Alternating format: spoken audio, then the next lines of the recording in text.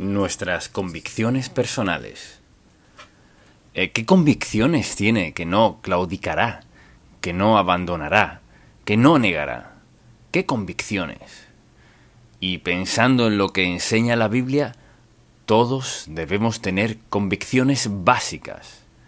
Dios nos da convicciones para guiar nuestra vida, para protegernos, motivarnos a ser lo mejor y vivir como agrada a Dios. Y si le pregunto, ¿sabe cuáles son sus convicciones? Algunos quizás dirían que sí, pero otros dirían, pues no había pensado en eso. Escuche muy bien. Nuestras convicciones definen quiénes somos. Ellas revelan quiénes somos, cómo pensamos, nuestras preferencias, qué decidimos, a dónde vamos, cómo gastamos el dinero, cómo nos relacionamos con otros. Las convicciones son vitales en la vida. Y este mensaje se titula así, Nuestras convicciones personales. Vayamos a Hechos de los Apóstoles, capítulo 4, y veamos un poco del contexto. Pedro había predicado el gran sermón en el Pentecostés. 3.000 personas fueron salvas. Y luego volvió a predicar, y Pedro y Juan iban camino del templo, y vieron a un hombre que era paralítico, y allí estaba esperando recibir de ellos algo que le fuese útil. Pero Pedro le dijo, no tengo plata ni oro, pero lo que tengo te doy, en el nombre de Jesucristo de Nazaret. Anda. Esa fue su palabra, y se levantó. Dice la Biblia que no solo caminó, sino brincó con gozo hasta el templo. La pasaban muy bien, gozándose por lo que le había dicho el Señor. Y claro, los fariseos, saduceos y del concilio se molestaron al saber de esto y del Jesús resucitado. Entonces encarcelaron a Pedro y a Juan, y luego volvieron a cuestionarlos y les advirtieron que no divulgaran esa ideología, esa creencia de que es Jesús de Nazaret quien sanara a este hombre. Y luego, en el capítulo 4, desde el versículo 17, dice la Biblia: Sin embargo, para que no se divulgue más entre el pueblo, amenacémosles para que no hablen de aquí en adelante a hombre alguno en este nombre. Y llamándolos, les intimaron que en ninguna manera hablasen ni enseñasen en el nombre de Jesús. Y ahora escuche esto. Mas Pedro y Juan respondieron diciéndoles: Juzgad si es justo delante de Dios obedecer a vosotros antes que a Dios, porque no podemos dejar de decir lo que hemos visto y oído. Lo vimos, lo escuchamos, no lo negaremos. Entonces yo le pregunto, ¿qué convicciones tiene que definitivamente no negará, no abandonará, ni de ningún modo claudicará? Son parte de quien es usted, están muy dentro suyo. Y las tiene, porque Dios ha hecho algo grande en su vida, y no hará concesiones bajo ninguna circunstancia. Deseo ahora que pensemos en varias cosas aquí. Deseo aclarar, en primer lugar, el significado de convicción, pues significa al menos una de 3 acepciones. Por ejemplo, alguien puede ser convicto de un crimen que haya cometido, van a juicio y termina en prisión o hasta pierde la vida. Luego está la convicción de nuestras creencias. Creo esto, esta es mi convicción. Creo que Jesucristo es el Hijo resucitado de Dios. Creo que Jesucristo es el único camino al cielo. Y cualesquiera sean sus convicciones. Y luego está la convicción del Espíritu Santo. Y en Juan, capítulo 16, versículo 8, veámoslo por un momento. Escuche lo que pasa en el versículo 8. Juan 16. Se ha prometido el Espíritu Santo. Y el versículo 8 dice: Y cuando Él, el Espíritu Santo, venga, convencerá al mundo de pecado, de justicia y de juicio. O sea, convencernos de pecado, convencernos de la justicia de Cristo, que hizo posible que Él muriera por nuestros pecados y del juicio venidero. Así que al pensar en convicción están esos tres aspectos. Entonces, si yo le preguntase cuáles son sus convicciones en torno a su vida cristiana, ¿establecen ciertos límites en su vida? ¿Le incomoda un poco decirle a alguien, bueno, esto es lo que creo? ¿Está usted propenso a claudicar en un grupo? ¿Qué clase de convicciones tiene? Y me gustaría diferenciar este algo. Deseo distinguir entre una convicción y una preferencia. Es decir, una convicción es esa creencia sólida, inamovible, que tenemos cuya base es nuestra confianza en la palabra de Dios. Pero una preferencia, mire, las convicciones no cambian, las preferencias sí cambian. Por ejemplo, una preferencia es algo que quizás hoy crea, pero podrían convencerme de algo mejor. O en una situación en particular podría estar dispuesto a desobedecer lo que creo. Las preferencias no rigen nuestra vida, ¿verdad? Nos gobernamos por convicciones. Las preferencias son para quienes dicen, creo esto hoy, pero podría creer aquello mañana. Eso no es convicción. Creo esto, en esta situación, pero si estuviese en aquel tipo de situación, no sé lo que haría. Eso es una preferencia. Los creyentes vivimos por convicciones. Así que deseo darle una definición de convicción. Escuche y luego escríbala, por favor. Tener convicciones es estar tan plenamente convencido de que algo es totalmente cierto y que asume una postura sin importar las consecuencias. Fíjese, tener convicciones es estar tan plenamente convencido de que algo es totalmente cierto que asume una postura sin importar las consecuencias. Esa debe ser nuestra actitud en torno a la palabra de Dios, en torno a Jesucristo y a lo que enseña este libro de Génesis, al Apocalipsis. Debe tener convicción al respecto. Hay que tener convicción en lo que creemos y en cómo vivir y cómo hemos de morir. Y es una relación con el Señor Jesucristo. Las convicciones se basan en principios. Esto dice la Biblia. Esto es lo que creo.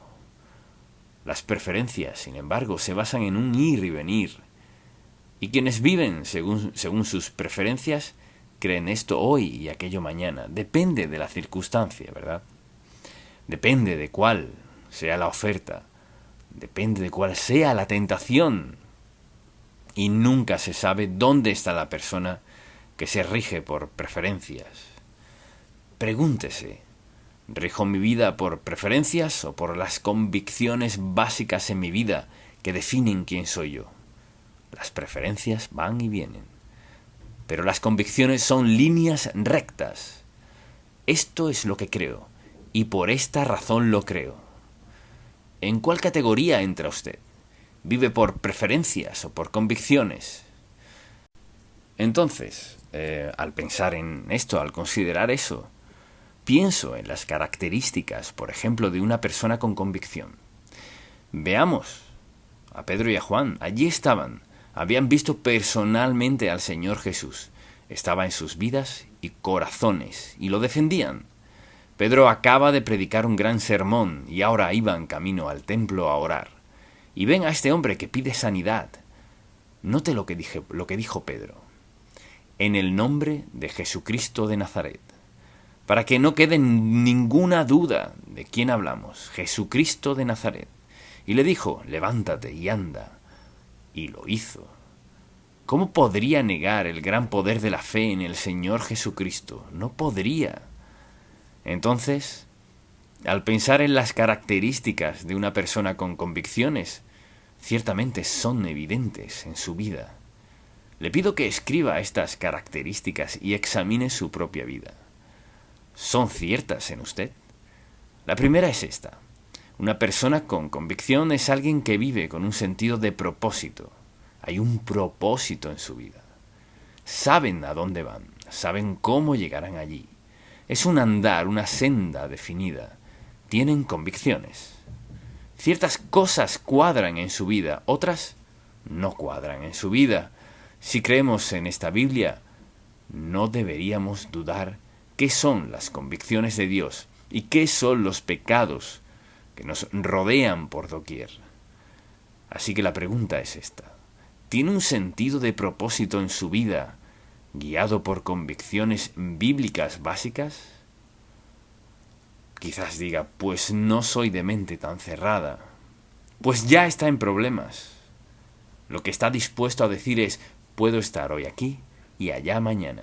Puedo creer eso mañana y esto hoy. Es indiferente. Voy con el viento, voy a donde haya provecho, voy con la mayoría, voy a donde haya placer. Si es así, no tiene sentido real de propósito ni convicción en su vida. La segunda característica es esta: fe en Dios, para poder vivir esas convicciones. Si es una persona con convicción, tiene fe en la veracidad de la palabra de Dios, tiene fe en Jesucristo y que Él es el Salvador que resucitó y vive en el corazón y en la vida de todo el que lo acepte como su Salvador personal. Tiene convicciones definidas y las vive por fe en la palabra de Dios. La tercera característica es esta: valentía ante los desafíos de otros. Podría preguntarle cuáles son sus convicciones hoy en la iglesia. Si le dijese, ¿se pondría de pie y me diría sus convicciones básicas? ¿Se pondría de pie y diría todo lo que siente que puede decir aquí en la iglesia? Y va a trabajar el lunes y está frente a unas 5 o 6 personas que dicen, no entiendo a esos cristianos, ni entiendo la Biblia. ¿Son tan cerrados de mente? ¿Creen que Jesucristo es el único camino al cielo? Entonces, ¿qué diría? ¿Se escabulliría callado o diría, esto es lo que dice la Biblia, soy seguidor de Jesucristo y nunca claudicaría de mi estilo de vida? ¿Qué diría? Depende. Depende de cuánta valentía tenga. Y para ser un verdadero seguidor de Jesús, hoy por hoy, se necesita valentía. Por el mundo en que vivimos, de lo que la mayoría no se percata. De eso hablaremos. Otra cualidad cierta sería me mantiene la perspectiva global en mente. Al ser desafiado por sus convicciones, piensa en la perspectiva global. Este es el cuadro completo. Si cedo y claudico de mi convicción y niego lo que verdaderamente creo, ¿cuál será el efecto a largo plazo en la vida de él o de ella o de ellos, de quienes me ven o escuchan negar lo que digo que creo? Así que una característica es mantener el cuadro completo en la mente. Y les digo a quienes son padres, en el nombre de Jesús deben enseñar a sus hijos desde muy pequeños las convicciones bíblicas básicas. Si les dejan hacer lo que quieran, es porque así viven los padres.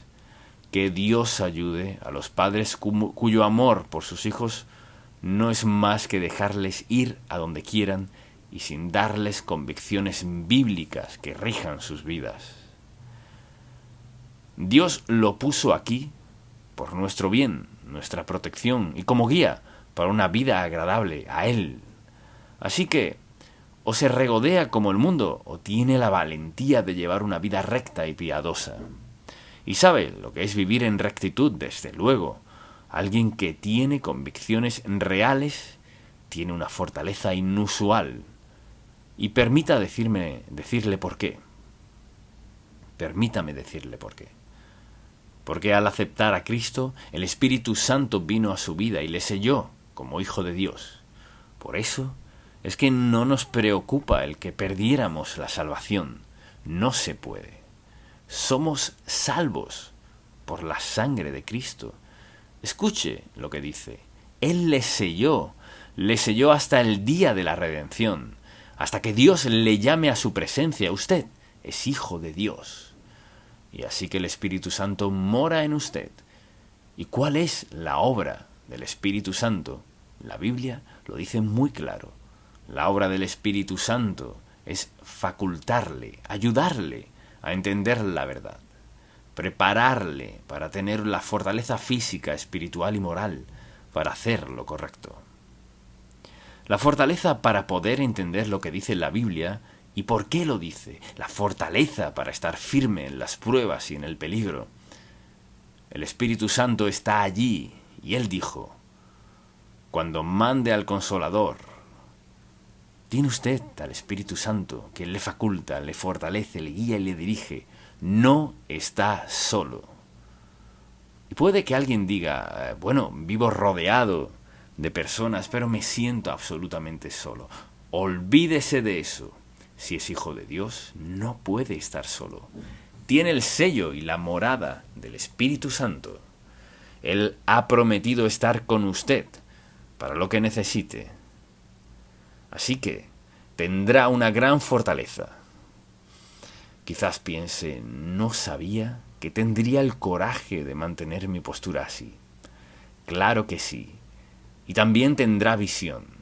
Cuando el Espíritu de Dios mora en usted, tendrá visión. Podrá ver las cosas que parecen ser algo cuando realmente no lo son. Y podrá discernir el engaño y sabrá que lo que ve no está bien. Lo que ve es mentira y las promesas son mentiras. Y todo lo que le arroja el mundo, que le promete paz, felicidad, prosperidad y todo lo demás, que es una gran mentira de Satanás.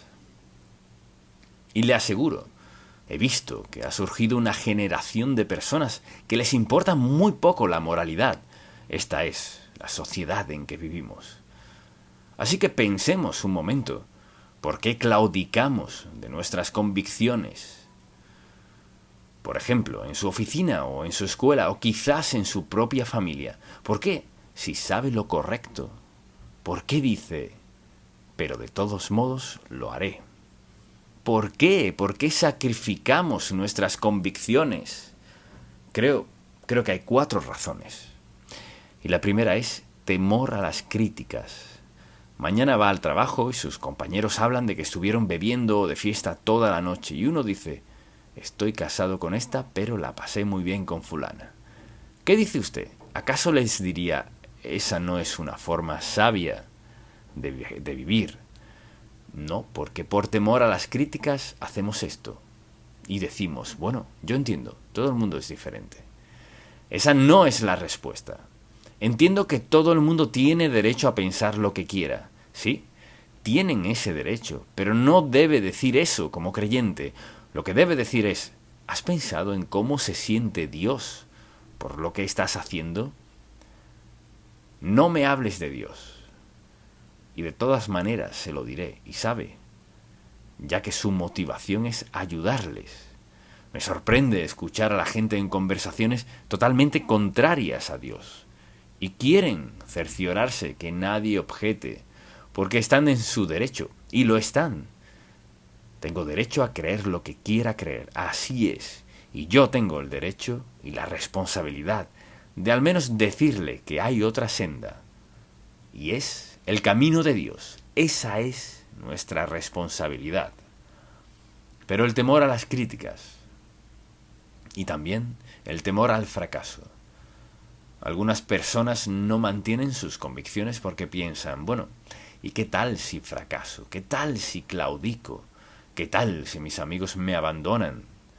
En otras palabras, hacen concesiones en sus convicciones por temor a fracasar en su relación, a no ser la clase de amigo que su amigo quiere. Escuche, debemos ser la clase de amigos que necesitan, no los que quieran, sino los que necesiten. Y escuchen, la mayoría de las personas no están dispuestas a defender sus convicciones por temor al fracaso, hasta cierto punto. Temor a la crítica, temor al rechazo. Bueno, si creo eso, no me dejarán formar parte de esto, me rechazarán. Adivine quién fue rechazado. Jesús, Pedro, Pablo y muchos más. Seremos rechazados por otros. Y permítame preguntarle, ¿no preferiría usted vivir de un modo que agrade a Jesucristo y seguir sus mandamientos y hacer lo que Él quiere que haga, porque tiene el mejor plan para usted? ¿No prefiere eso, aunque reciba un poco de objeción y rechazo? ¿O preferiría dejar todo lo que Dios le tiene para agradar a unos cuantos? ¿Qué tal si toma decisiones para agradar a alguien que no volverá a ver después de un año o de un mes? Si toma una decisión inmoral, y no volverá a verles, ¿no le parece que es una insensatez y estupidez que sacrifique su pureza o lo que sea por alguien a quien no volverá a ver? Eso es hacer concesiones. ¿Qué pasa con nuestras convicciones? También está el temor a las pérdidas. Si mantengo mis convicciones, quizás pierda mis amistades. Mire, ellos no son sus reales y verdaderos amigos. Si tiene que desobedecer a Dios para andar con ellos, no son sus amigos. No solo los jóvenes, adultos también, hombres, mujeres. Bueno, tengo que hacer tal cosa porque fulano cree esto y si voy a ser parte de ese grupo tan maravilloso de gente rica, tengo que creer lo que ellos creen. Claro que no. Pues no me querrán de amigo. No son sus amigos. Cualquiera que le aleje de Jesucristo no es su amigo, quien quiera que sea. Entonces le diría, en esta generación es hora de que el pueblo de Dios tome una firme postura piadosa y deje que las consecuencias sean lo que sean. Pero nosotros, al estar frente al Señor Jesucristo, querremos haber sido fieles a Él y a su palabra, sin importar lo que pase.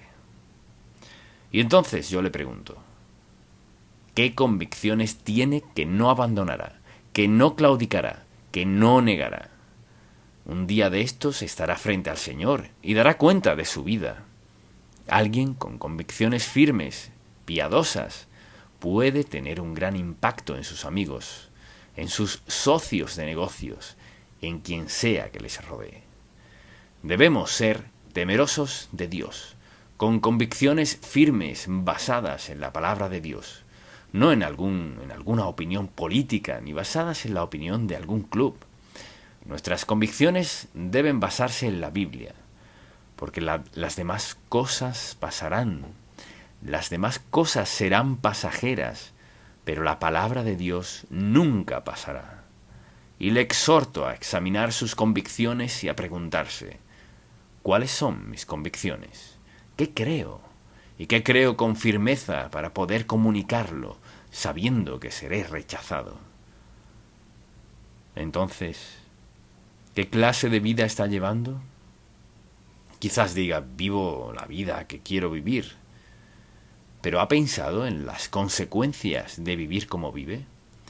Si vive sin Cristo, lo más probable es que no sea feliz, ni quede satisfecho con las consecuencias que encontrará en el futuro.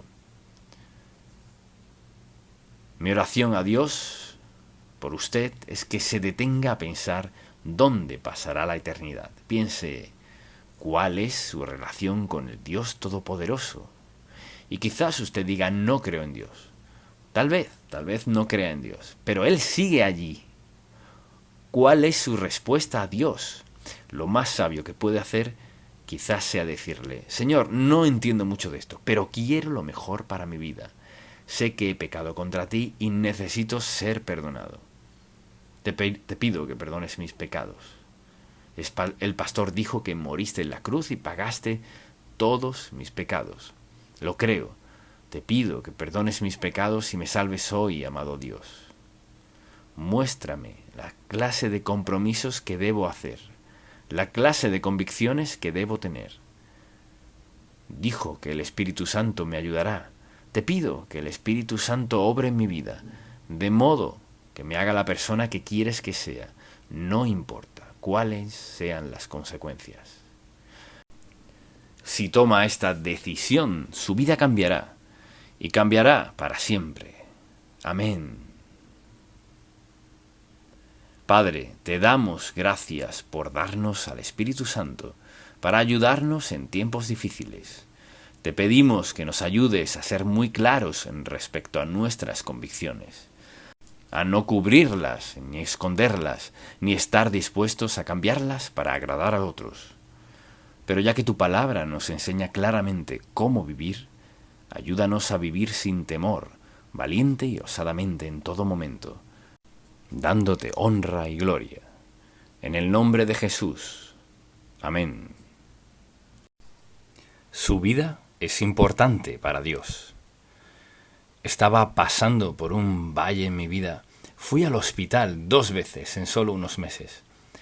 Salí al porche, me senté y pensé, me lo tomaré con calma, me relajaré y quizás lea algo. Entonces, al hacerlo, me fijé que en la silla de enfrente había una manta que acababa de lanzar, pero no vi esto. Y cuando la vi por segunda vez, noté una dedicatoria que una dama maravillosa había escrito en la manta. Decía, sus mensajes me han ayudado a darme cuenta de que mi vida es importante para Dios.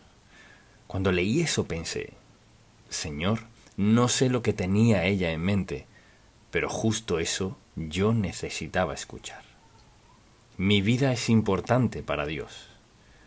Y ese es el título de este mensaje, porque es un mensaje que Dios quiere que todos escuchemos. Nuestra vida es importante para Dios. Quizás usted no sienta que su vida importa, tal vez pueda dar muchas evidencias por el trato que recibe, lo que le ha sucedido y el infortunio que ha experimentado, de que sin duda su vida no podría ser importante para Dios. Pero deseo decirle que sí lo es. Dificultad, adversidad y sufrimiento no significa que su vida no le importe a Dios. Algunas de las personas más consagradas que he conocido, autores de los mejores libros, han pasado por dificultad, dolor y sufrimiento, más de lo que imaginamos, y nunca han perdido la fe. Pero se dieron cuenta de que Dios aún los ama y se preocupa por ellos. Cuando pienso en eso y pienso en este pasaje bíblico que deseo que leamos, que afirma eso, nuestra vida es importante para Dios. Y le invito a acompañarme a 1 de Juan capítulo 3. Era cerca del final de la vida de Juan. En esos últimos años tendría entre 80 y 90 años, algo así. Y había escrito esta epístola a los creyentes. Y leeré 3 versículos que deseo que veamos por un momento. Capítulo 3, versículo 1, dice así. Mirad cuál amor, no solo amor, sino cuál amor nos ha dado el Padre. O sea, nos ha regalado, nos ha expresado, demostrado ese amor. Mirad cuál amor nos ha dado el Padre. ¿Qué lo hace grande? Para que seamos llamados hijos de Dios. Piense en eso. En la mente de Dios eso es algo grande. Para que seamos llamados hijos de Dios. Y lo somos. Por esto el mundo no nos conoce, porque no le conoció a Él. Y luego dice, amados, ahora, no un día después ni en el futuro, ahora somos hijos de Dios. Esto me encanta. Y aún no se ha manifestado lo que hemos de ser. O sea, sabemos muy poco del maravilloso futuro que Dios ha provisto para nosotros. Sabemos cuántas veces dice esto, pero sabemos que cuando Él se manifieste, seremos semejantes a Él, porque le veremos tal como Él es. Aquí está el apóstol del Señor Jesucristo hablando, con seguridad y autoridad, tras haber escuchado al Señor Jesús personalmente, haya sido en la barca o en algún monte o sentado junto al fuego escuchando al Señor. Sabemos que cuando Él se manifieste, seremos semejantes a Él, porque le veremos tal como Él es. Y todo aquel que tiene esta esperanza en Él, se purifica a sí mismo, así como Él es puro. Eso es simplemente que al aceptar a Cristo como su Salvador, lo hace porque siente que ha estado separado de Él. Y también siente la necesidad de ser uno con Él. Entonces, ¿qué sucede? Lo acepta como Salvador por lo que Él hizo en la cruz. Y como resultado de esa relación, las cosas cambian. No puede ser hijo de Dios y que todo siga igual a como era. Puede que a veces se comporte como no debe, pero esa relación, fíjese, esa relación no es temporal ni condicional, es permanente, permanente en lo absoluto. Somos salvos una vez y para siempre por la gracia de Dios. Y ahora mucha atención. ¿Por qué Dios ha hecho que la salvación sea resultado de una relación, una decisión? solo porque le importamos a Dios. Y al aceptar a Cristo como su Salvador, el Espíritu Santo vino a su vida. ¿A hacer qué? A darle seguridad absoluta de que por toda la eternidad usted le pertenece a Dios. Y quizás piense ahora, ¿y si peco? Dios está preparado para eso. Su mano es muy firme en disciplina, no para destruir, ni herir, ni dañar, sino para traernos de vuelta al carril. Cuando Dios permite que pasemos por dificultad, pruebas, penas y cargas, ¿qué está haciendo? Lo hace por varias razones. Una de ellas, ¿cuál es? Recordarnos que le pertenecemos. No nos comportamos como quienes somos, y para inclinar nuestra mente y corazón a Él, para cambiar lo que pensamos de una vida santa. En Él se purifica a sí mismo, así como Él es puro. O dicho de otro modo, si soy hijo de Dios, seré sensible a la manera en que vivo, seré sensible a mi relación con Dios, seré sensible a la palabra de Dios. Deseo leer la palabra de Dios, deseo orar, deseo ser obediente, deseo descubrir lo que Dios hará en mi vida, porque sé que mi vida es importante para Él. Piense en esto, mucha atención. Si me escucha, dígame. Quizás no le importe a más nadie los miles de millones de personas en el mundo, pero le importa a Dios. Y si lo piensa, ¿qué más da no importarle a nadie si usted sabe que es importante para Dios? O sea, que Él le conoce. Dios se interesa por usted. Dios le ama. Él le sustentará, le protegerá, le cuidará y cumplirá su voluntad en su vida. ¿Por qué? Porque usted es importante para Dios. Ahora, con eso en mente, deseo que veamos este pasaje y pensemos en las evidencias de que le importamos a Dios conforme Él ha obrado en nuestra vida. Y la primera evidencia es el gran amor que Dios nos ha dado.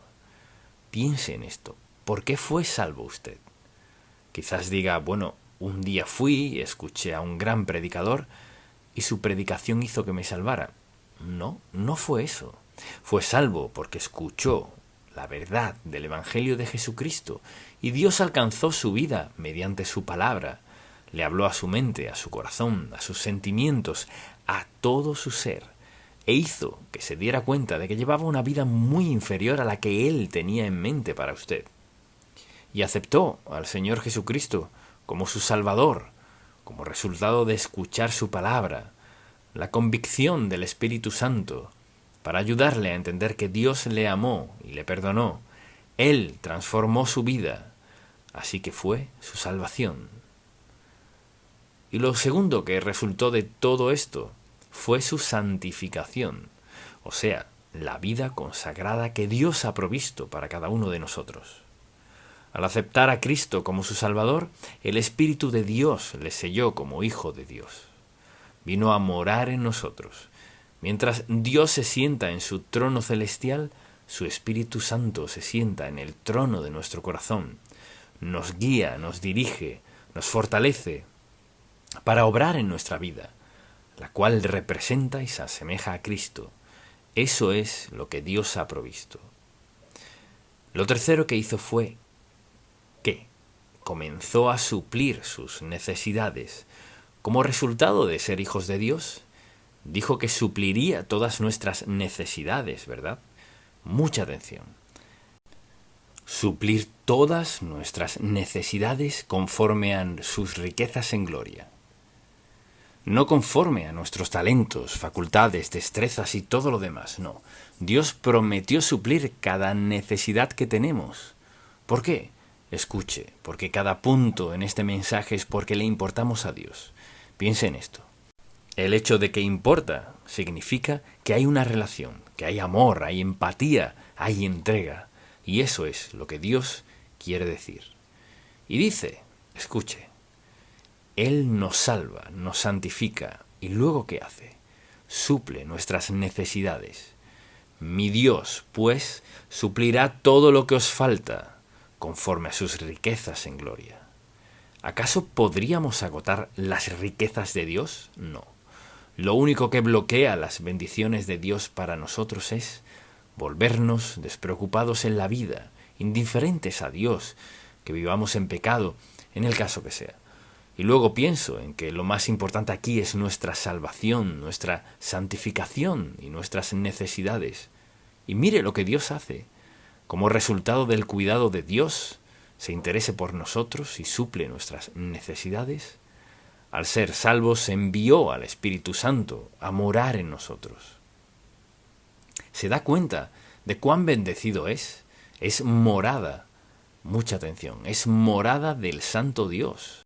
El Espíritu Santo de Dios, quien dijo a sus discípulos: no están listos para ir a predicar, no están listos para evangelizar al mundo, no lo estarán hasta que mi Espíritu los bautice, los unja, los capacite, los equipe para que sean las personas que tenía en mente al crearlos. Entonces, ¿le importamos a Dios? Vea por qué.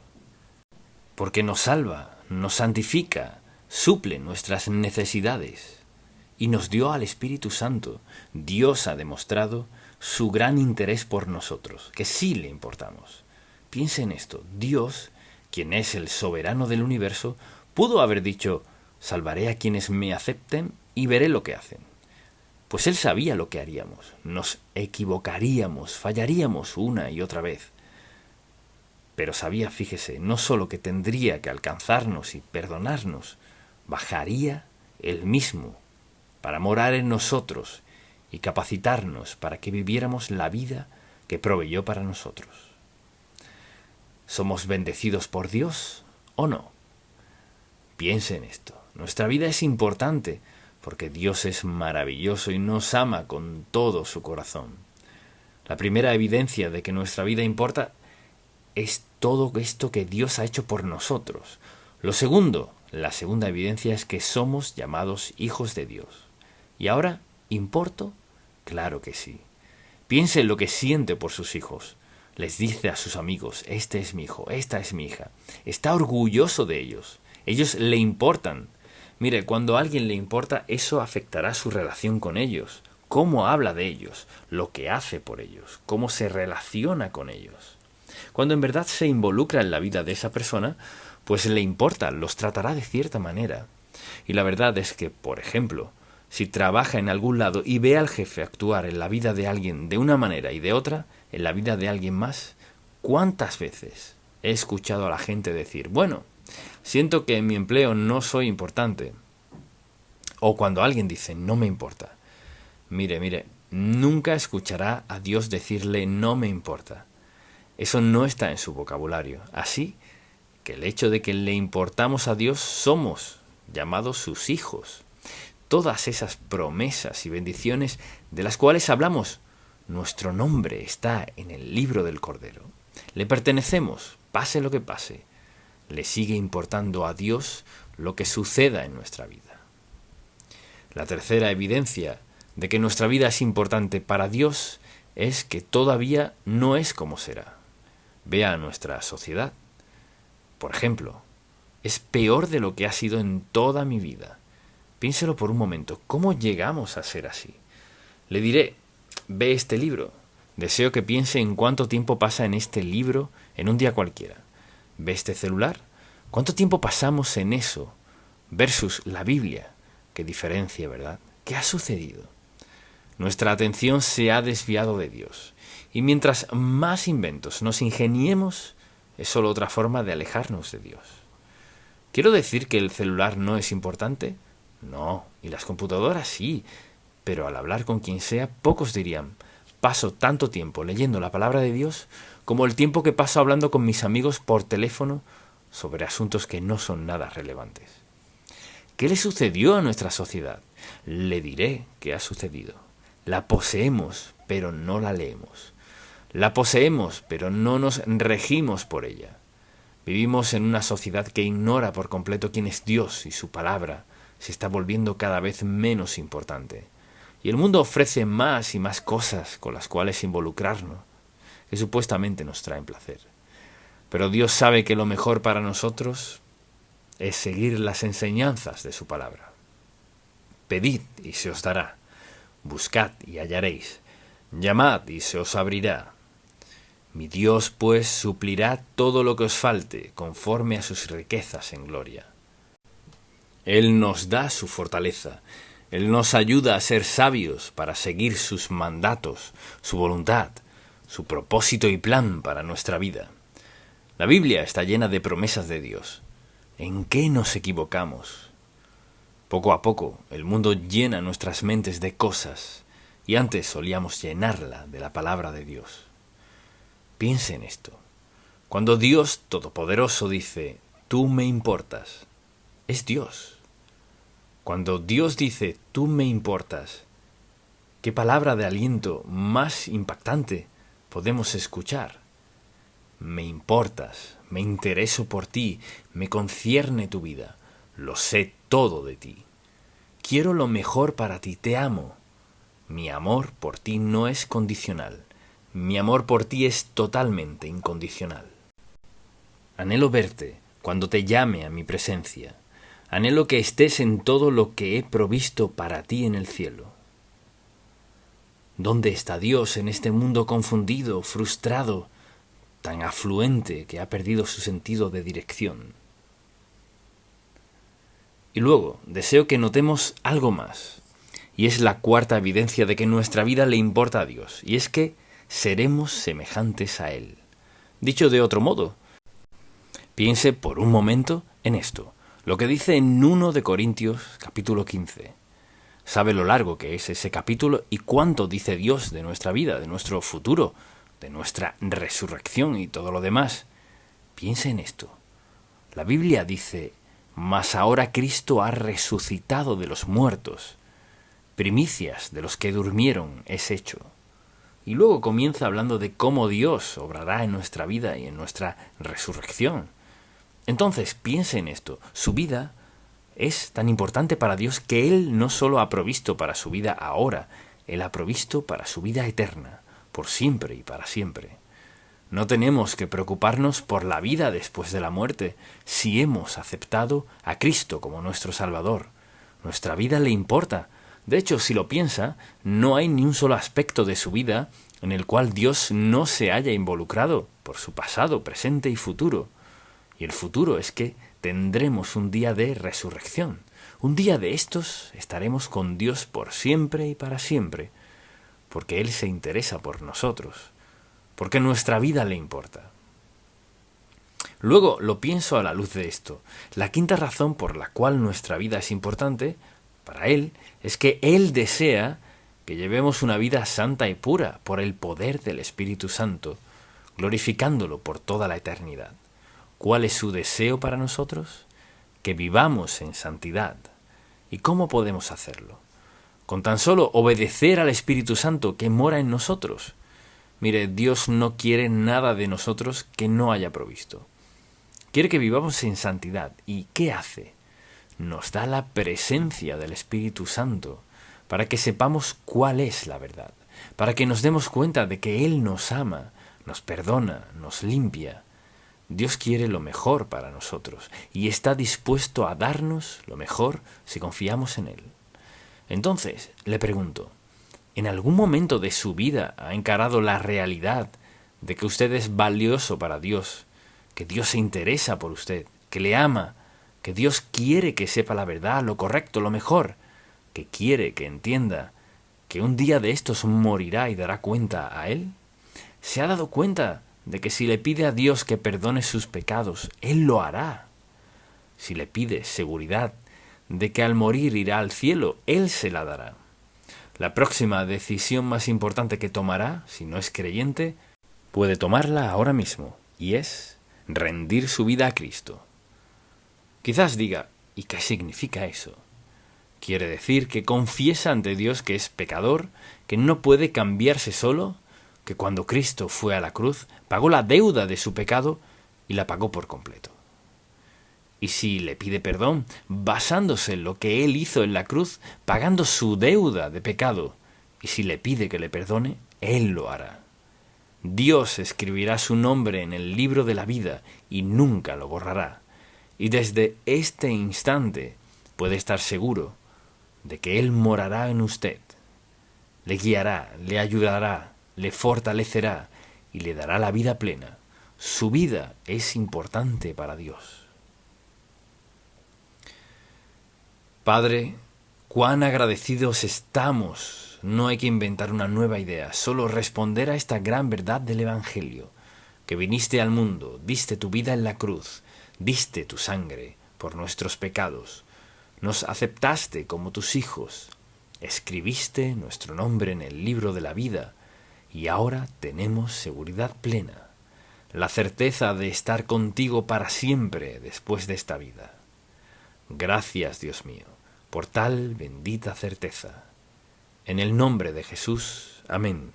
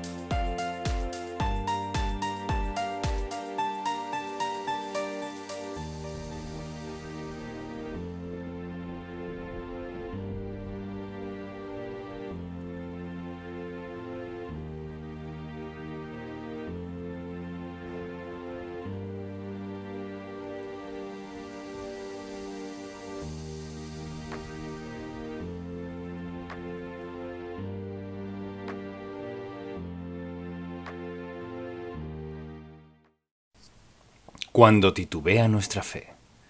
Uno de los mayores recursos que tenemos en la vida es nuestra fe. Afecta a todo lo que hacemos. Usted planea levantarse en la mañana, ¿verdad? Y quizás tenga planes de ir a trabajar. Vivimos por nuestra fe. Hacemos planes. La fe de algunas personas es firme. La de otras no tanto. Pero mucha gente tiene una fe que titubea. No tienen el fundamento de una fe firme. Pero deseo hablar de todo este asunto, de por qué titubeamos en nuestra fe. Si recuerda lo que hemos estudiado los últimos meses en el libro de Éxodo, hemos visto a Dios liberar a los israelitas del yugo egipcio. Dios los sacó milagrosamente, les dio los bienes de los egipcios, los sacó por el desierto, los llevó al Mar Rojo, lo abrió las aguas a ambos lados y pasaron, sin caerle ni una gota de agua a ninguno de ellos. Y cruzaron por el desierto hasta la frontera de la tierra prometida, y dijeron, mejor volvamos a Egipto. ¿Se imagina eso? Haznos volver a Egipto. Esclavitud, escasez, enfermedad, con todo lidiaron, pero justo a orillas de la tierra prometida, no podemos hacerlo. Ese es nuestro contexto. De eso estaremos hablando. Pero vayamos a Santiago capítulo 1. Dice en el versículo 6, pero pida con fe, no dudando nada, porque el que duda es semejante a la onda del mar, que es arrastrada por el viento y echada de una parte a otra. Mire, no piense, pues quien tal haga, que recibirá cosa alguna del Señor. Bien, esa es una declaración impactante. Escuche, no piense, pues, quien tal haga, que recibirá cosa alguna del Señor. Así que en este mensaje deseo hablar de cuando titubea nuestra fe. Todos hemos experimentado una fe titubeante en algún modo u otro, y es devastadora para la verdadera realización y los logros en la vida. Dios quiere que tengamos fe firme, mucha atención, una fe basada en una relación personal con Dios Todopoderoso, no basada en sentimientos, ni en una opinión, ni basada en alguien más, ni en lo que alguien crea que debe hacer, sino basada en Dios Todopoderoso. Lo que Dios hará en su vida tiene que ver con nuestra fe.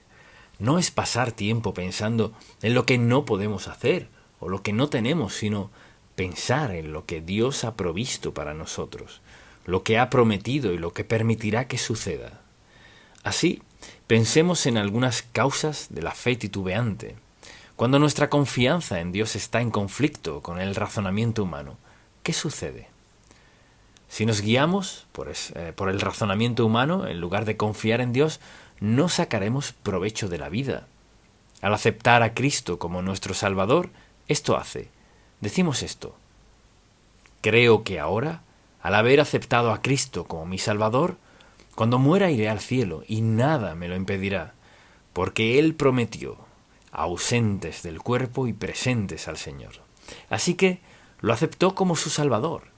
Y ahora hay que vivirlo, y de eso se trata la fe. Así que nuestro razonamiento humano y nuestra fe entrarán en conflicto muchas veces. Sobre todo si escuchamos a otras personas, porque la mayoría de la gente tiene una opinión de uno, si solo les preguntamos. ¿Por qué habríamos de escuchar a la gente decirnos lo que hemos de hacer, cómo vivir, en lugar de escuchar a Dios, quien nos creó como individuos singulares? Así pues, una de las razones por las que titubeamos en la fe es el razonamiento humano. Cuando permitimos que nuestros sentimientos dobleguen nuestra fe, así vive la mayoría. Pues no lo siento, lo he pensado, he orado por eso, pero no siento que eso sea lo que Dios quiere para mí. Y nos guiamos por nuestros sentimientos, que son como las olas del mar que van y vienen. La gente vive así. Ninguna parte de la Biblia insinúa que debamos guiarnos por nuestros sentimientos. Tenemos sentimientos, pero el asunto es este: ¿viviremos según sentimientos siempre cambiantes, que se ven afectados por todo? ¿O viviremos por fe en la palabra de Dios, que no cambia? Todo lo demás cambia. Su palabra no cambia. No podemos guiarnos por sentimientos. O vivimos por sentimientos o por fe. No hay ni una palabra en la Sagrada Escritura que diga que nuestros sentimientos son correctos. Nos regimos por nuestra confianza en Dios. Será para nosotros lo que prometió ser.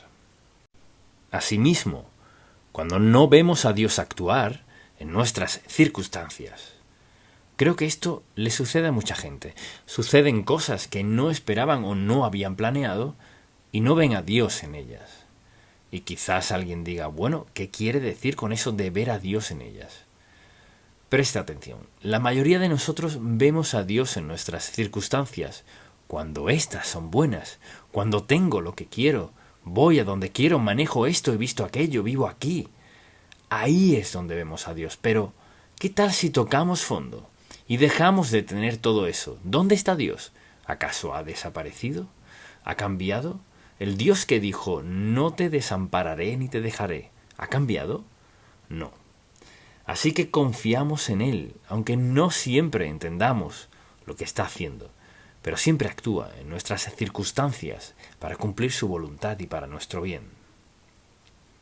Dios es el Dios del gran amor y planea guiarnos cada día, no para que todo se nos haga fácil, sino que en lo que sea que Él esté haciendo en nuestra vida, Dios tiene un propósito primordial. ¿Cree usted que Dios siempre obra a su favor? Pues claro que sí. Quizás no lo parezca, tal vez no lo sienta así. Puede que no veamos evidencia alguna, pero siempre obra a favor nuestro. Porque para llevarnos para acá, Dios sabe que, mire, para bendecirnos por aquí no puede ir en línea recta, pues nos dañará por acá, atrás. ¿Qué hace entonces?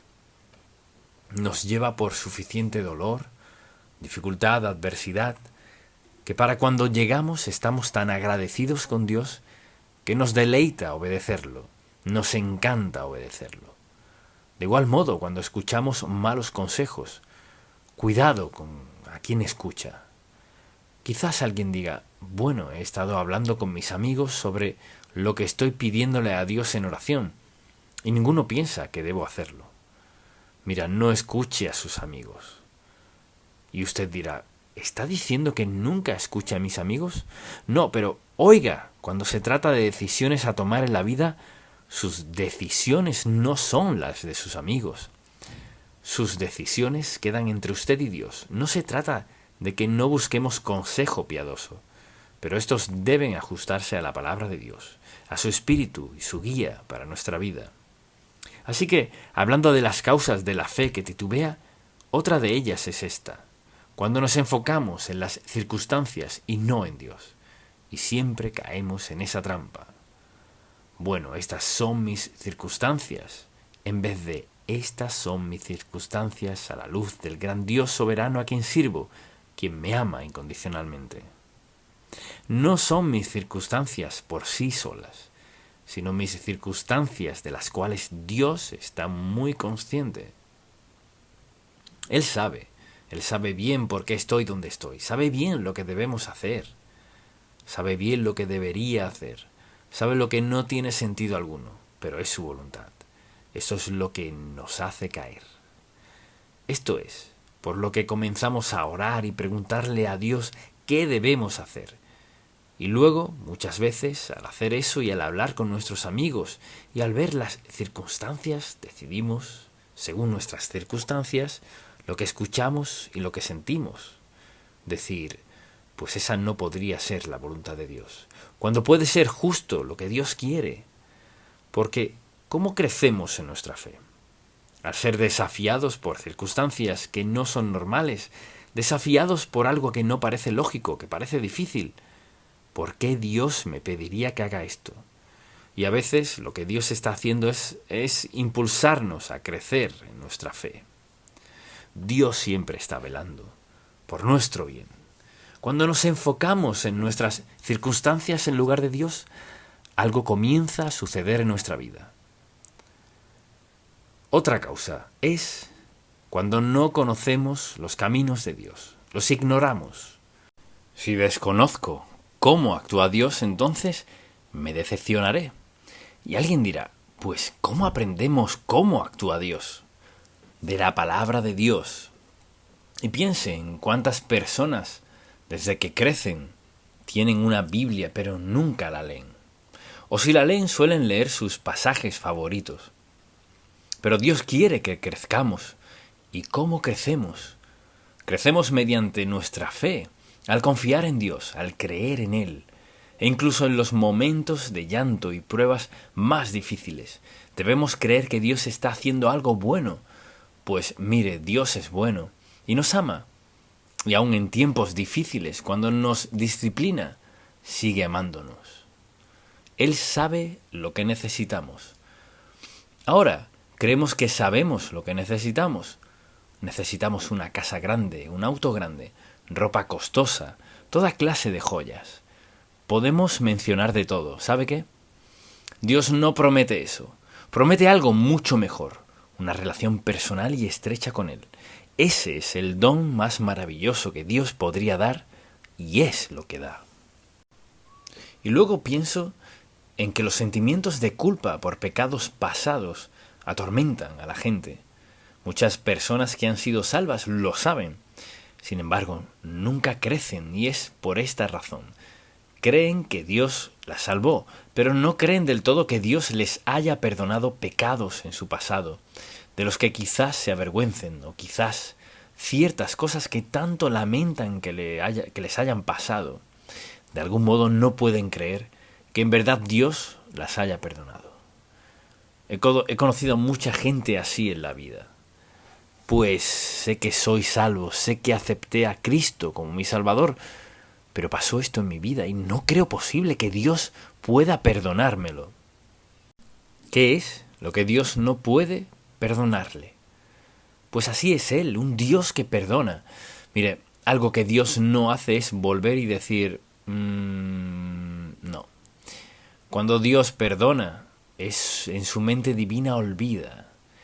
Mire, Dios no nos recrimina lo que ya nos ha perdonado. Ahora, lo que nos llevó a pecar tiene fruto y a veces son circunstancias muy difíciles. Así que cosechar lo que sembramos, más de lo que sembramos y después de sembrarlo, no quiere decir que Dios esté en contra nuestra. Pero la naturaleza de ciertas cosas, cosechamos más de lo que sembramos y después de sembrar.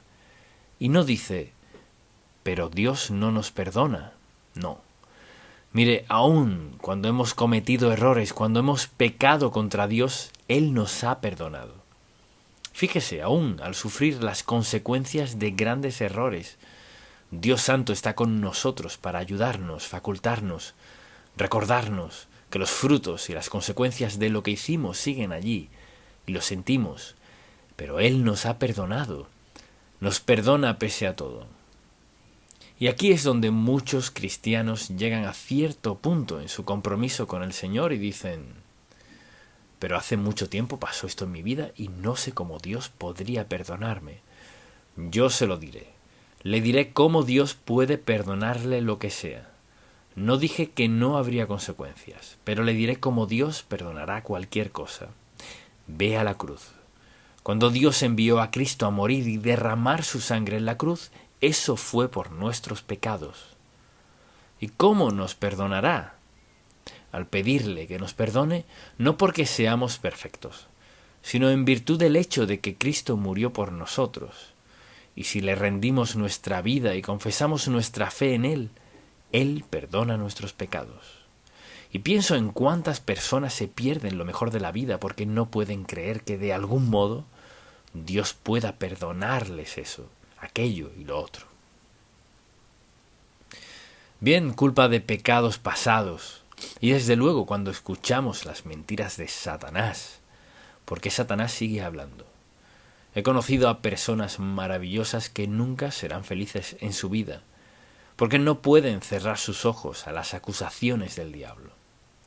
Miren, no hay ni un solo pecado en su vida hoy que Dios no le perdone. Ahora, si tiene la idea de que pecaré y lo disfrutaré porque la Biblia dice que si lo confieso, Dios me perdonará y me limpiará de toda maldad, se ha tendido una trampa.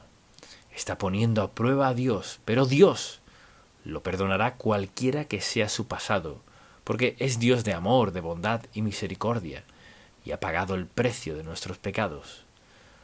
Dios quiere que confiemos en Él, y si confiamos en Él, creceremos en nuestro andar cristiano, y si no confiamos, no creceremos. Así que piense en todos nosotros, escuchando las mentiras de Satanás, diciéndonos que no somos perdonados. Sí somos perdonados. ¿Cómo corregir entonces la fe titubeante? Todos la hemos experimentado en algún momento u otro. ¿Cómo corregimos eso en nuestra vida? Pregúntese, ¿de dónde proceden estas dudas? Vienen del diablo. Satanás quiere que dudemos de que somos salvos y de que somos perdonados. Y sigue y sigue y sigue. Él es el origen de nuestras dudas. Dios es maravilloso y nos ama. Y cuando dudamos de Él, el mejor lugar a donde acudir es estrictamente a la palabra de Dios. Y decir, Señor, ¿qué dices de esto? Así que pregúntese, ¿de dónde provienen estas dudas? Y luego pregúntese, ¿acaso no prometió Dios suplir todas nuestras necesidades? Así es, Él prometió suplir cada necesidad nuestra. ¿Qué le ha pedido usted a Dios que Él no haya hecho y que fuera conforme a su voluntad, propósito y plan para su vida? Dios nunca nos falla. Entonces, pensemos en esto. ¿No nos dio Dios la ayuda del Espíritu Santo para facultarnos en todo lo que Él nos pida hacer? Así es. Cuando aceptamos a Cristo como Salvador, el Espíritu Santo vino a morar en nosotros. El Espíritu Santo está allí para ayudarnos a lograr cualquier cosa que Dios nos haya pedido. Él nos ha dicho, esto es lo que quiero que hagas, así que hazlo. Él siempre está allí. Es nuestro compañero y es nuestro guía para ayudarnos a hacer y a lograr todo lo que nos ha pedido. Dios nunca nos guiará mal, ni nos desviará de ningún modo y en ninguna circunstancia. Él siempre desea beneficiarnos al máximo.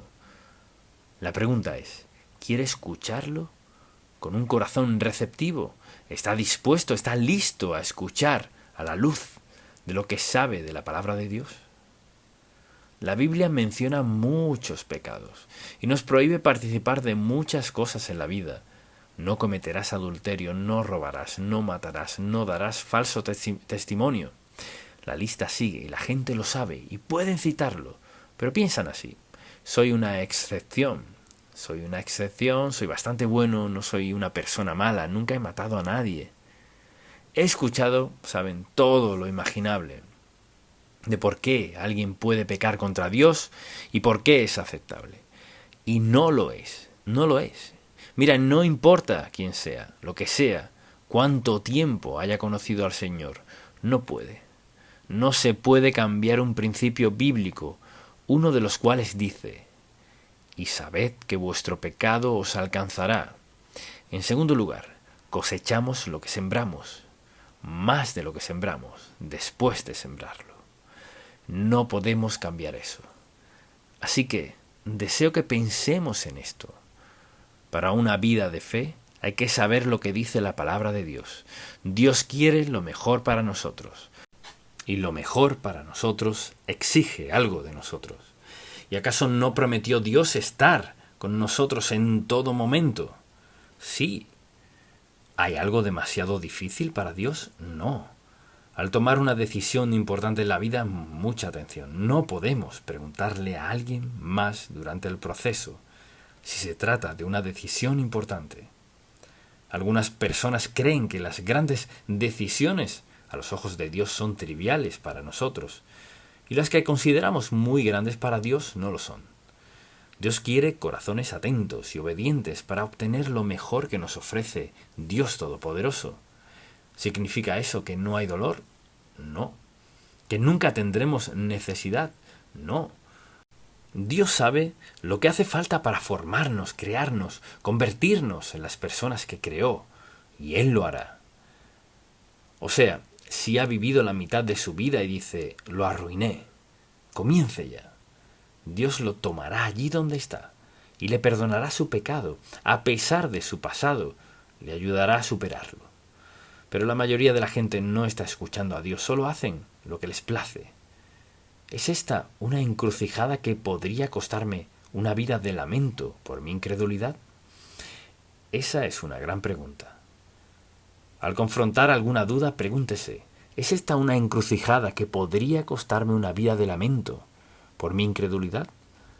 Pienso en algunas personas que sé que llevan una vida de lamento por decisiones que han tomado, decisiones que no pueden cambiar. Dios quiere que sigamos su voluntad porque es el mejor camino. Él está dispuesto a contestar nuestra oración, está dispuesto a darnos dirección, dispuesto a perdonar nuestro pecado, dispuesto a ayudarnos de cualquier manera si estamos dispuestos a escucharlo. Pero pregúntese en el día a día, a diario, ¿tiene usted por costumbre, y podrían describirlo sus conocidos, como alguien que busca obedecer a Dios en su vida? ¿Que vive la vida cristiana, que conoce a Cristo como su Salvador? ¿Es esa clase de persona? ¿Lo conocen como esa clase de persona? Es nuestra relación con Dios al escucharlo y obedecerlo. Y así, al pensar en esto, quizás sea una de las cosas más sencillas que podría decirle. Sin embargo, una de las más importantes. Véalo así. He vivido lo suficiente para aprender que lo más importante en la vida del creyente es el tiempo que pasamos meditando en la palabra de Dios y hablando con Él. No hay excepción. Esa es la forma de emplear el tiempo más importante en mi vida. Leer la palabra. Y quizás diga, pues no la entiendo toda. Hay temas en la Biblia que no entendemos del todo. Lo más importante en nuestra vida, la mayor garantía de dirección en nuestra vida, si leemos su palabra y lo escuchamos, es que Dios nos dirigirá en cada ocasión. Y le diré que tengo algunos pasajes favoritos. De hecho, deseo que escuche esto y luego le diré dónde se encuentra. Cuando trato de tomar alguna decisión o enfrento alguna situación, es aquí a donde acudo. Mi siervo eres tú. Te escogí y no te deseché. No temas, porque yo estoy contigo. No desmayes, porque yo soy tu Dios, que te esfuerzo. Siempre te ayudaré. Siempre te sustentaré con la diestra de mi justicia. He aquí que todos los que se enojan contra ti serán avergonzados y confundidos. Serán como nada y perecerán los que contienden contigo. Buscarás a los que tienen contienda contigo y no los hallarás. Serán como nada y como cosa que no es aquellos que te hacen la guerra. Porque yo, Jehová, soy tu Dios, quien te sostiene de tu mano derecha y te dice, no temas, yo te ayudo. Isaías, capítulo 41, desde el versículo 9. Debe escribirlo, Isaías, todo lo que abarca ese pasaje. Cuando he enfrentado los momentos más difíciles, cosas que destruirían a una persona, ese es mi refugio, Isaías 41. Tengo otros pasajes, es la palabra de Dios. Es la palabra de Dios lo que nos mantiene en el buen camino, cuando todo lo demás quizás vaya mal en nuestra vida. Pero ahí está. Te ayudaré, yo te esfuerzo, te sustentaré. La promesa de Dios para nosotros. Así que al pensar en su fe, recuerde esto, está ligada a la palabra de Dios. Su fe aumentará en fortaleza y poder al pasar tiempo en la palabra de Dios.